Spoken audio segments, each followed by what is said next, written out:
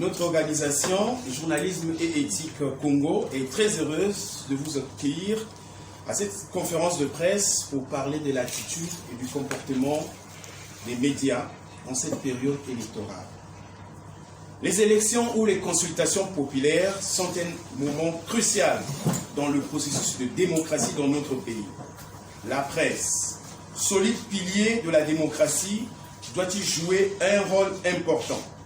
C'est grâce à la presse, qui s'ouvre comme une plateforme de pluralisme d'opinion politique et sociale, que diverses voix et divers courants d'opinion s'expriment.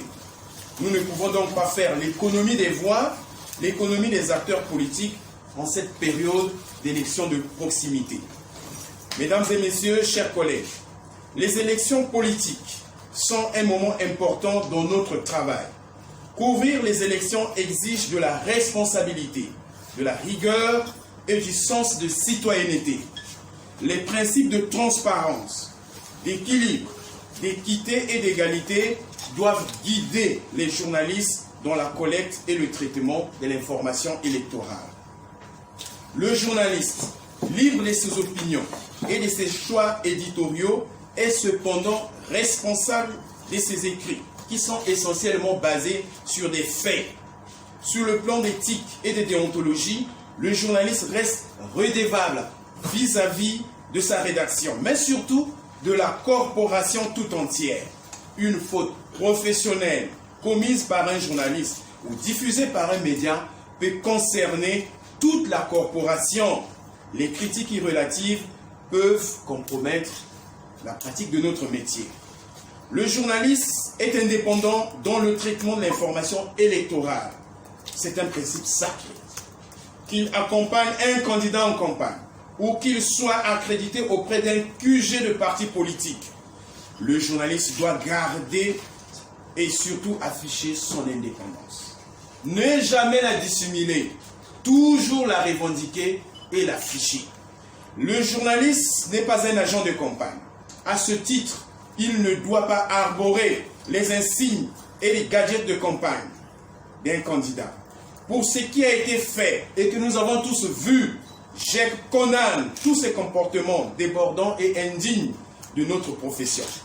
J'exhorte les professionnels des médias à rester sur les principes du métier, à ne pas céder à la tentation du discours politique, à l'appartenance géo-ethnique ou à l'identification à la corporation.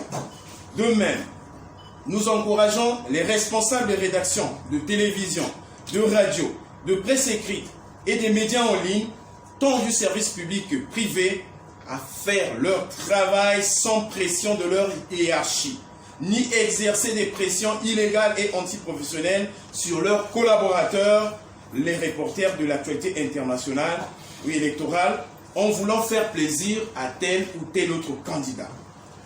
Et je ne saurais terminer mon propos liminaire sans interpeller les candidats qui battent campagne actuellement à faire de la place aux journalistes, à laisser les journalistes accéder à leurs activités et d'en faire un traitement professionnel qui peut ou n'est pas rencontrer leurs sentiments. Les candidats et autres acteurs politiques ne peuvent pas empêcher les journalistes à faire leur travail de terrain. Chaque fois qu'un journaliste, en reportage sur le terrain de campagne électorale ou de vote, se fera heurter par un candidat, GEC prendra position. C'est à cette occasion que nous souhaitons que l'administration électorale, c'est-à-dire le ministère en charge des élections et la Commission nationale électorale indépendante, aident les médias à réaliser les meilleurs reportages possibles. Accordez-leur la parole. Renseignez les reporters sur ce qu'ils veulent savoir pour éviter toute confusion dans la diffusion des nouvelles. Quant à vous, chers collègues, qui êtes sur le terrain de campagne, je vous dis bon courage et merci pour votre attention.